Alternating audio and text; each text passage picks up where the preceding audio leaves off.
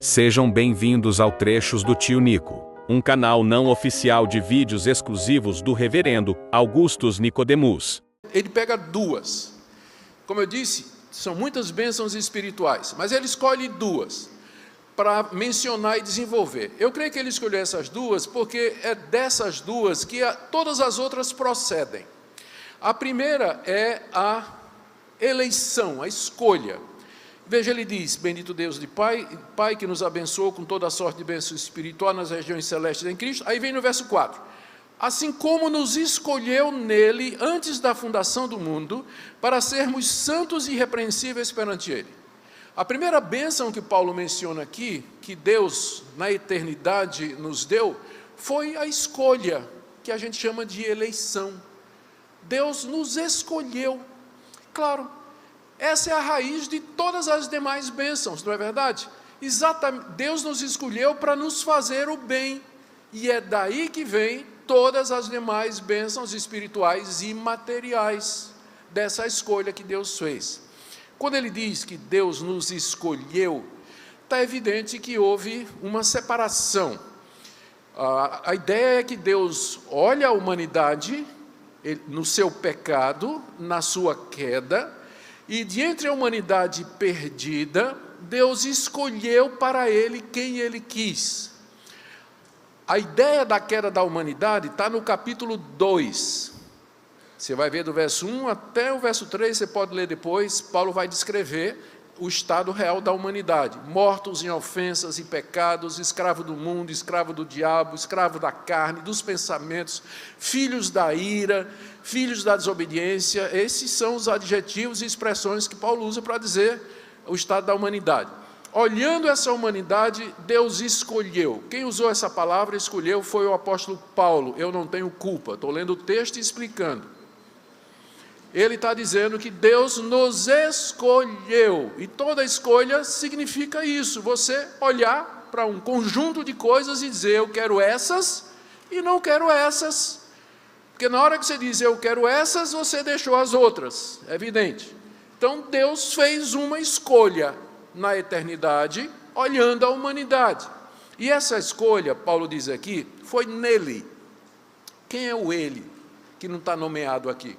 É só olhar o contexto. Ele bendiz a Deus e Pai de quem? De nosso Senhor Jesus Cristo.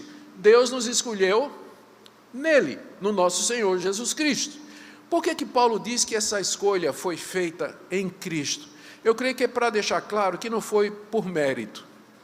Não foi por nada que Deus previu que você faria, ou por qualquer mérito que Deus sabe que você teria, mas Deus nos escolheu com base nos méritos de Cristo.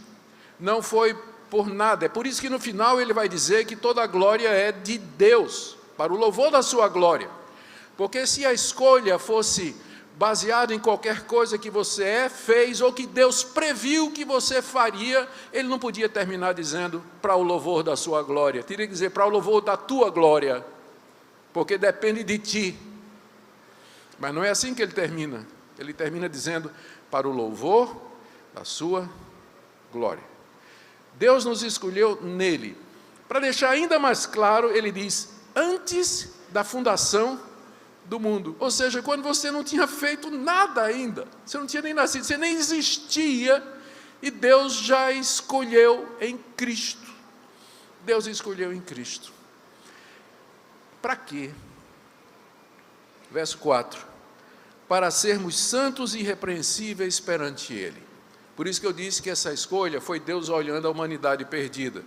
Porque se Deus escolheu pessoas para serem santas e irrepreensíveis perante ele, é porque as outras não eram, ou porque antes não eram. Porque se antes já fossem, não precisaria haver escolha. Então Deus escolheu pessoas para serem santas e irrepreensíveis. Isso significa que essa escolha foi feita, Deus olhando a humanidade caída e perdida nas suas ofensas e pecados. E de entre a humanidade perdida, Deus tomou aqueles que ele quis para que fossem santos e irrepreensíveis perante ele. Está aqui a razão da escolha. Às vezes, queridos irmãos e amigos, com razão, não é? Porque isso aqui não é uma doutrina fácil, não é? Eu só estou falando porque está aqui, não é? Senão eu não falaria, não teria como.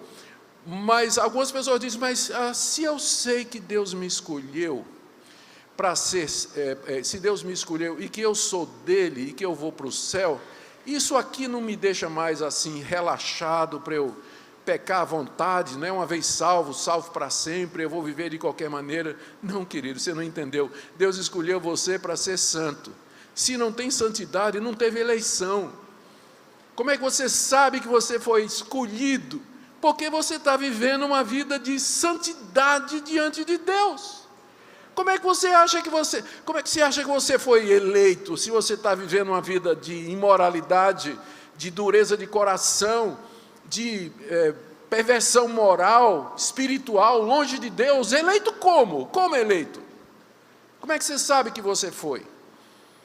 Deus nos escolheu nele, antes da fundação do mundo, para sermos santos e irrepreensíveis. Essa é a razão da eleição. E é por isso que você não precisa ter medo dessa doutrina, porque, na verdade, ela é a raiz da santidade. Você sabe que você deve ser santo, porque foi para isso que Deus lhe escolheu. Foi por isso que Deus lhe distinguiu de entre a humanidade caída, para você ser dele. Ele nos escolheu em Cristo, antes da fundação do mundo, para deixar claro que não é mérito nenhum seu.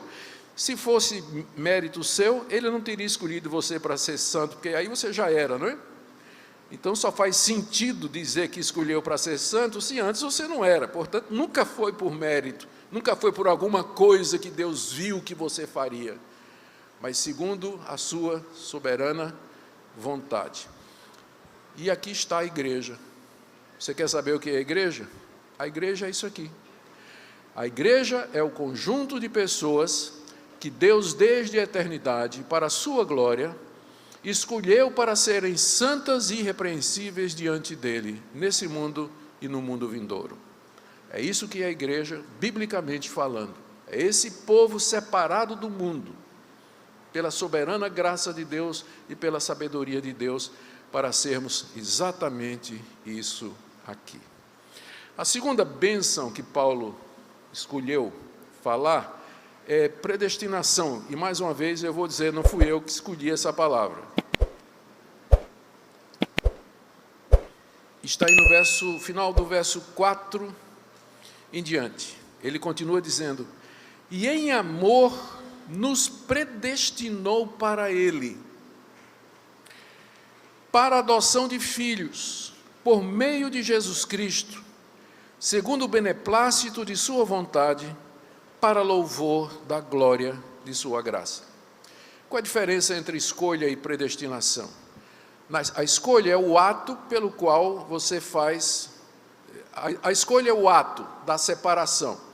Eu escolho esses em Cristo, não com base no mérito deles, para serem meu povo, santo e irrepreensível por toda a eternidade. E eu os predestino para serem meus.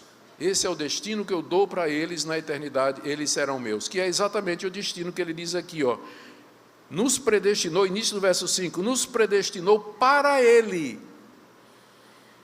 Então, esse é o objetivo da predestinação. Deus predestinou um povo para ser o povo dele. Isso significa que se Deus quisesse que o mundo todo fosse o povo dele, ele não precisava predestinar ninguém. Se ele predestinou, é porque ele não vai ter o mundo todo como povo dele. Vai ter inferno, vai ter sofrimento, vai ter castigo, vai ter eternidade em trevas, vai ter. Senão, não faz sentido Deus dizer predestinou para ser dele. Predestinou para ser dele, para ser dele. Muito bem. Para muita gente isso é injusto. Mas espera aí, você tem a humanidade toda, Deus escolhe alguns, predestina para serem dele. Isso não é injusto? Seria injusto se todos tivessem direito. Se todos vocês tivessem direito de ir para o céu, se todos vocês tivessem direito de viver eternamente na presença de Deus, e Deus resolvesse dar esse direito somente a 10 aqui, 15 aqui, 20 ali, 30 ali, Deus seria injusto. Porque Ele está tirando o direito de quem tem. Mas vocês não têm direito nenhum. Vocês são pecadores como eu. O único direito que vocês têm é receber justiça de Deus. E se a justiça de Deus for aplicada a vocês, é condenação eterna. Por isso nunca diga assim: Deus, eu só quero o que é meu, me dá o que é meu de direito. Não faça isso. Não peça a Deus para Deus lhe dar o que é justo. Porque se Deus aplicar a justiça dele sobre você, você será consumido pela ira santa de Deus, porque você é um pecador, você sabe disso, você é corrompido até o mais profundo da sua alma, as intenções do seu coração, as suas ações, suas palavras, suas decisões.